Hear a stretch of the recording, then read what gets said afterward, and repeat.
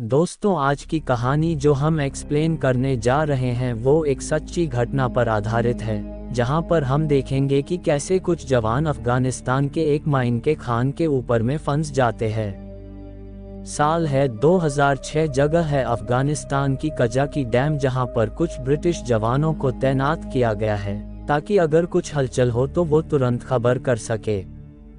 इन जवानों का काम बिल्कुल ठीक चल रहा होता है। सभी जवान बारी बारी से पहरेदारी देते हैं। किसी दूसरे देश में जाकर ये काम करना आसान नहीं होता। इसी तरह कई दिन बीत जाते हैं पर कोई हलचल नहीं हो रहा होता है। लेकिन कुछ देर बाद एक गाड़ी बीच रोड में रुकती है पर कोई हलचल या फायरिंग नहीं होती है।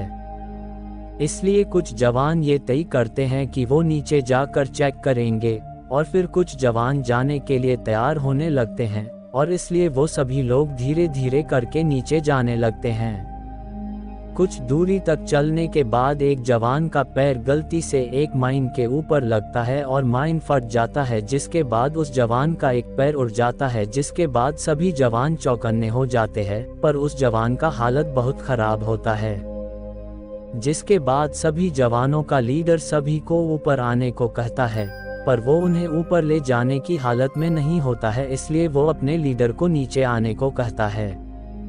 जिसके बाद बचे हुए जवान नीचे चले जाते हैं और फिर मेडिक उस जवान को फर्स्ट एड देता है। उसका खून और दर्द को रोकने के लिए मेडिक उसको मोर्फिन देता है।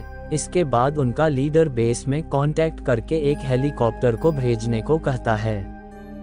लेकिन जब लीडर देखता है कि वे सभी लोग एक ढलान पर है जहां पर हेलीकॉप्टर उतर नहीं सकता, इसलिए वे सभी जवानों को आगे बढ़ने को कहता है।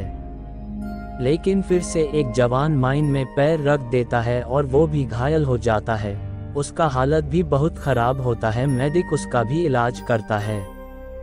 काफी देर के बाद हेलीकॉप्टर वहां पर आ जाता है, लेकिन जब वे हेलीकॉप्टर को देखते हैं तो बहुत गुस्सा करते हैं। दरअसल उन्होंने एक छोटे साइज के हेलीकॉप्टर को मंगवाया था।